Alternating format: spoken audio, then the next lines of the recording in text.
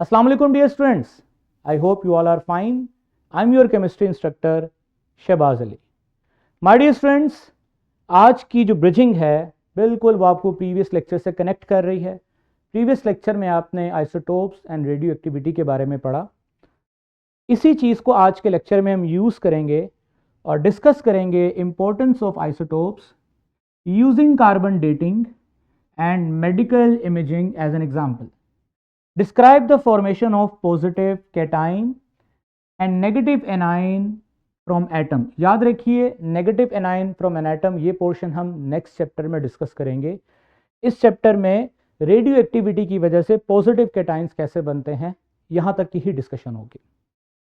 तो इन तीनों चीज़ों को डिस्कस करते हैं. फर्स्ट ऑफ ऑल हम देखते हैं कि रेडियो एक्टिविटी का मेडिकल इमेजिंग एंड ट्रीटमेंट में क्या रोल है.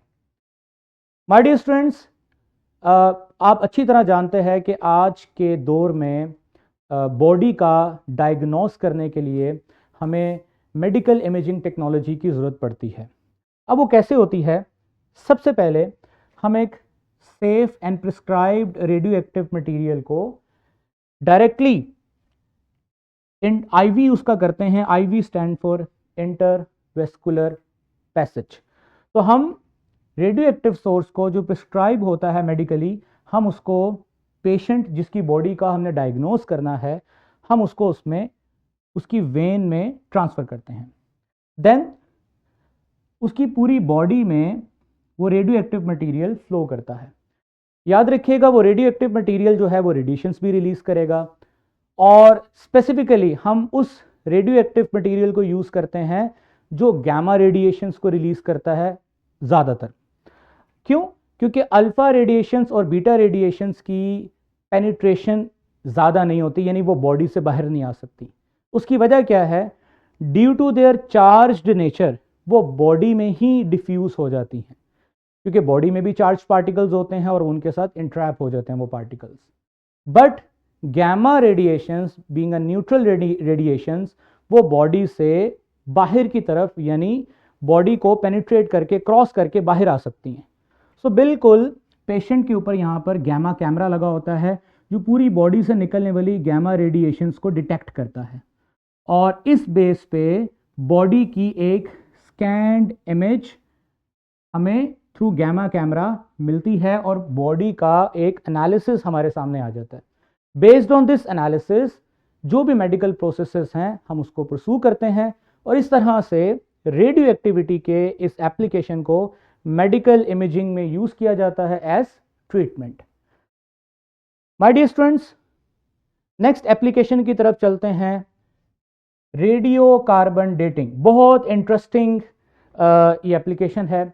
आपने अक्सर सुना होगा जो जियोलॉजिकल सर्वे करते हैं उनको कहीं से कोई डेड बॉडी मिलती है या कोई ऐसी चीज़ मिलती है और वो कहते हैं ये 5000 साल पहले यहाँ पर चीज़ दफन थी या ये जानवर आज से 100 साल पहले यहाँ पर मौजूद था. तो वो कैसे डिटेक्ट करते हैं उस बॉडी की एज को? तो वो जो प्रोसेस इस्तेमाल करते हैं उसका नाम है कार्बन डेटिंग. थोड़ा सा हम इसको डिस्कस करते हैं ये होता कैसे और इस पर एक ज़बरदस्त सिमुलेशन है मेरे पास, वो भी आपके साथ डिस्कस करूँगा. माय डियर स्टूडेंट्स, हवा में आपको पता है नाइट्रोजन तो मौजूद है, 78% एयर में नाइट्रोजन है.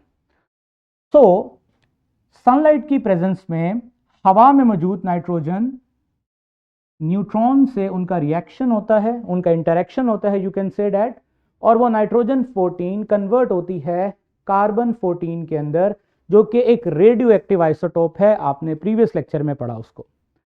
अब ये कार्बन 14 क्या करता है? ये कार्बन 14 यूटिलाइज करता है, ये प्लांट्स इसको फोटोसिंथेसिस में यूटिलाइज करते हैं क्योंकि ये कार्बन ऑक्सीजन से रिएक्शन करता है और कार्बन डाइऑक्साइड में कन्वर्ट होता है और ऐसी कार्बन डाइऑक्साइड जिसमें कार्बन 14 शामिल है. अब इस कार्बन डाइऑक्साइड को फोटोसिंथेसिस के प्रोसेस में इस्तेमाल करते हुए प्लांट्स इसको असिमिलेट करते हैं, इसको इस्तेमाल करते हैं.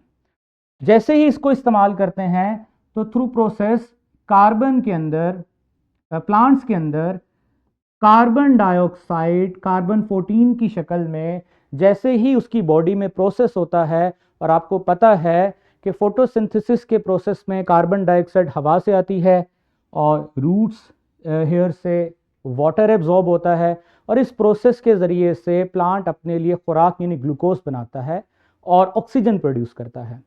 तो इस प्लांट ने जो ग्लूकोज प्रोड्यूस किया होगा उस ग्लूकोज के अंदर नॉर्मल कार्बन की बजाय कौन सा कार्बन आ गया, कार्बन 14 आ गया है। अब इस प्लांट का इनडायरेक्टली या डायरेक्टली इस्तेमाल हम करते हैं क्योंकि इस प्लांट को इसका जो एज फूड जो छोटे जानवर हैं लाइक ये शीप है, ये इसको इनटेक करेगा, इसको खुराक के तौर पे इसके पत्तों को खाएगा, इसके फल को खाएगा, या इस प्लांट का कहीं ना कहीं indirect in the form of vegetable हम यूज़ करेंगे।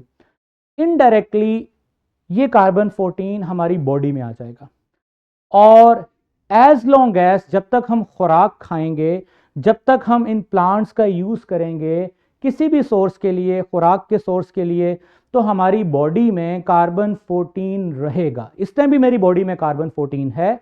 हाँ, वो कार्बन 14 जो मेरी बॉडी में है उसको आधा होने में 5700 साल लगेंगे। ये उसकी हाफ लाइफ है। फिजिक्स में आप इसको डिटेल से पढ़ोगे, यानी मेरी बॉडी में जो कार्बन 14 है उसको 50% होने में 5700 साल लगेंगे।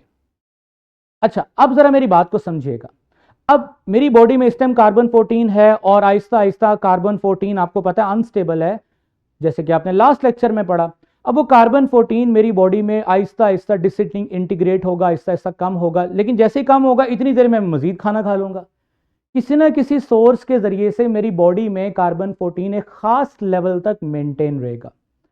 हाँ, जब मेरा खाने पीने का अमल खत्म होगा, यानी फॉर एग्जांपल किसी इंसान की डेथ होती है तो उसका खाने पीने का अमल खत्म होता है, तो उसकी बॉडी में कार्बन 14 का इनटेक भी खत्म हो जाता है।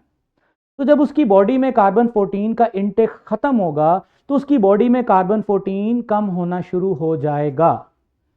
और ऐसी बॉडी जिसमें कार्बन 14 एक खास लेवल से, जैसे मेरी बॉडी में इस टाइम 100% कार्बन 14 है, फॉर एग्जाम्पल आज से 5700 साल बाद अगर फॉर एग्जाम्पल मेरे जैसे इंसान की है, मेरी इवन की डेथ होती है, मिसाल दे रहा हूं आपको, तो 5700 साल बाद मेरी बॉडी में कार्बन 14 की परसेंटेज 50% रह जाएगी। तो उस परसेंटेज से हम अंदाजा लगाते हैं कि इसकी एज क्या है। चलिए गेम की तरफ चलते हैं।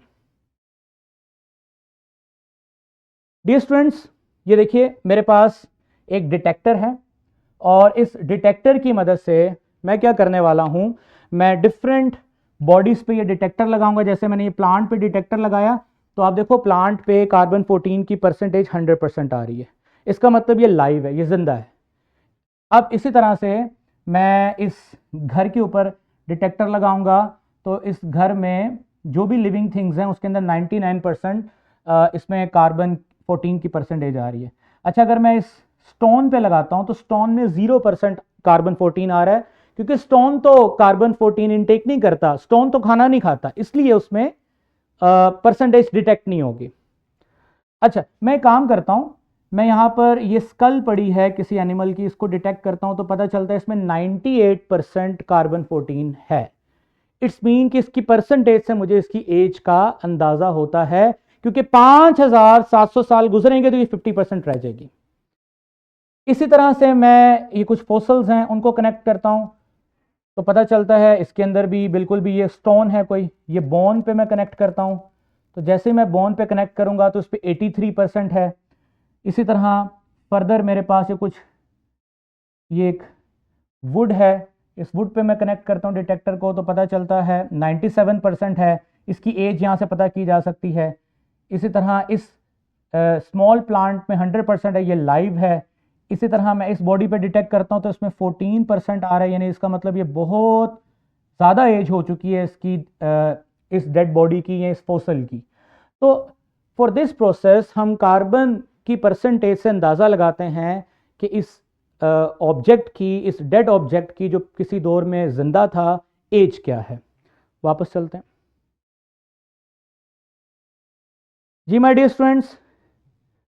नेक्स्ट इंडस्ट्रियल यूज है रेडियो एक्टिविटी आइसोटोप्स में से निकलने वाली रेडिएशन को हम यूज करते हैं to test the strength of metals, concrete mixtures and generate cheap nuclear power and locate oil fields. इसी तरह से हम रेडियो एक्टिव सोर्स से निकलने वाली जो रेडिएशंस हैं उनका इस्तेमाल करते हैं किसी भी एटम में से इलेक्ट्रॉन्स को क्या करने के लिए, नॉकआउट करने के लिए। जब इलेक्ट्रॉन लूज होता है तो इस प्रोसेस की वजह से कैटाइन फॉर्मेशन को भी करवाया जा सकता है। माय डियर स्टूडेंट्स, इस लेक्चर को आपने अच्छे से समझा, फॉर्मेटिव चेक करें, स्ट्राइव करें और इंशाल्लाह आपसे नेक्स्ट लेक्चर में मुलाकात होगी। Take your time. अल्लाह हाफिज़।